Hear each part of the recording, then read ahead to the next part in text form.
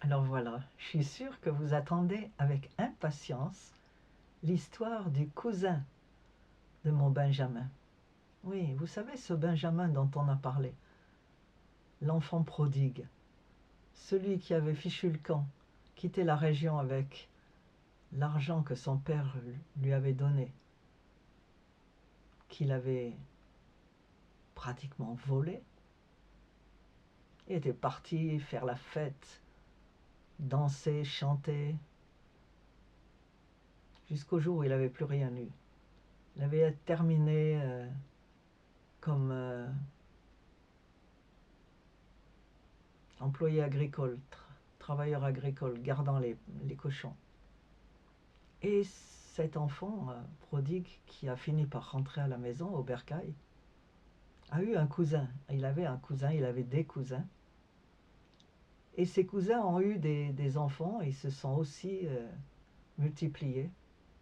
Il y en a un qui est encore vivant. Et d'ailleurs, qui lui aussi a beaucoup de cousins. Ces cousins, eux aussi étaient chez eux, heureux dans leur famille, avec père et mère, un héritage qui les attendait le jour où leur père mourait.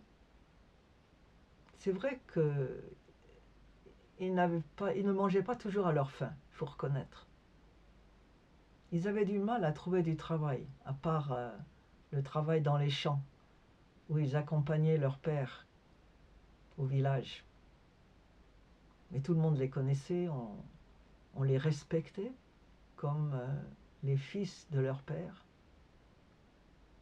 Ils habitaient dans des villages où tout le monde se connaissait, où les gens s'entraidaient au moment de la récolte, où les gens faisaient le deuil avec vous quand vous perdez quelqu'un de la parenté.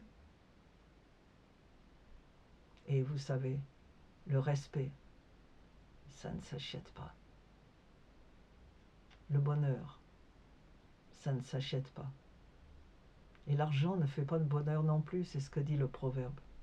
Alors ces cousins-là, ils avaient entendu à la radio, ils avaient vu à la télé que de l'autre côté de la mer, là, c'était le pays de cocagne. On ramassait l'argent dans les arbres, on ramassait les pièces d'or par terre, tout le monde avait un travail, on avait l'eau, l'électricité, tout ce qu'eux n'avaient pas. Et au lieu de se dire que si les gens là avaient l'eau, l'électricité et une maison, un toit, c'est parce qu'ils avaient travaillé pour. Ils avaient hérité de leurs parents qui avaient travaillé pour. Tout ça ne les concernait pas. C'était des gens nés avec le micro-ondes. Ils voulaient tout de suite. Alors, un jour, ils ont dit à leur famille, écoute, moi j'en ai marre d'être ici. Ça paye pas. Pourquoi rester là à crever tandis qu'il y a des autres endroits qui sont mieux? La toison d'or, le pays de cocagne. Et les autres, à force d'entendre non seulement leurs enfants, mais les enfants des cousins, les enfants des oncles et des tantes, se sont laissés convaincre. Le père a dit, écoute, moi je suis trop vieux pour tenter ma chance. Et après tout, je suis heureux là où je suis. C'est ma terre, c'est ma maison, c'est mon coin, on y parle ma langue. Je connais tous les voisins. Et le jour où je mourrai, tout le village viendra m'enterrer. Ça me va. Si tu veux partir, pars. Alors l'enfant a décidé de faire des enquêtes et est revenu et dit, écoute papa, ça marche pas comme ça. Il y a des gens qui aident les autres à partir. Mais ils font ça pour de l'argent. Alors moi j'ai besoin de ma part d'héritage. Alors le père a eu beau parler, parler, essayer de le persuader, rien n'y a fait. Vous connaissez déjà l'histoire du fils prodigue. C'était son cousin. Alors le père a vendu sa terre, la terre qu'il lui réservait, qu'il lui aurait donné à sa mort. Il a vendu quelques petites choses qu'il avait en plus. Il lui a donné l'argent et lui a dit, bon ben, bonne chance. J'espère que tu donneras des nouvelles. Ne nous oublie pas, mon fils. Le fils a dit, ah ouais, pas de problème. Son esprit était déjà parti. Il est arrivé au portail, il n'a même pas dit au revoir. Il était tellement pressé de s'en aller. Il avait l'impression de sortir de la prison. À moi la liberté. Il a voyagé.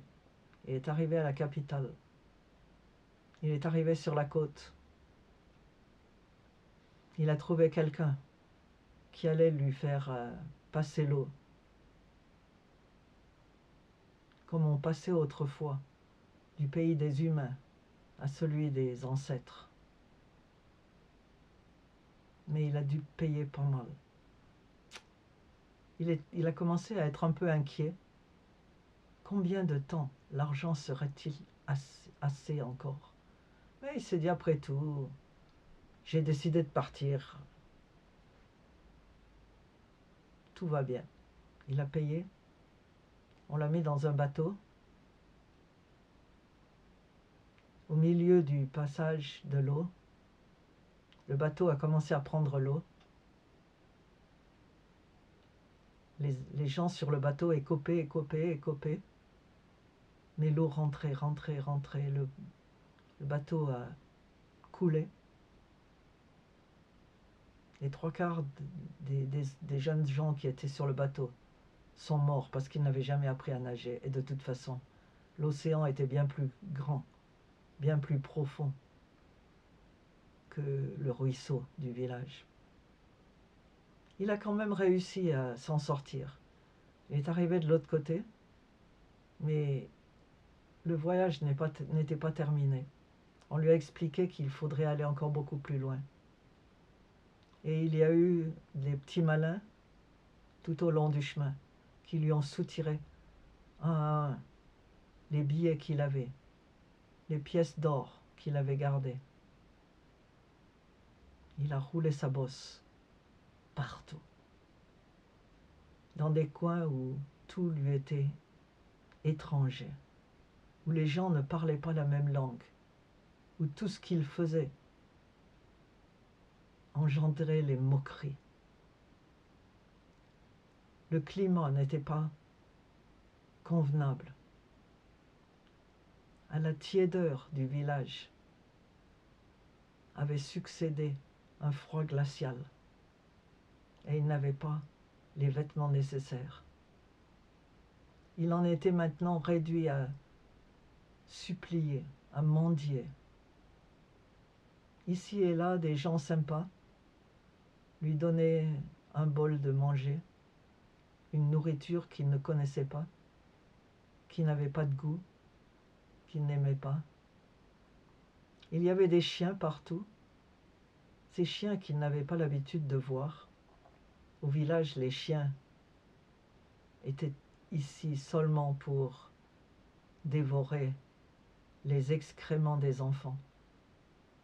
Mais là, on promenait les chiens, on les traitait comme des humains. On les traitait mieux que lui d'ailleurs.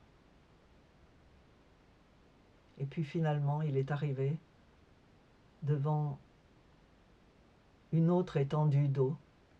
Et là, on lui a demandé tout ce qui lui restait. Il a même vendu sa montre, celle que son père lui avait achetée pour son anniversaire, ses 18 ans. Et là, le voyage sur l'eau a recommencé. Et ce canot-là aussi a commencé à prendre l'eau. Et puis, on l'a repêché. Il est arrivé à l'endroit qu'on lui avait loué comme la toison d'or,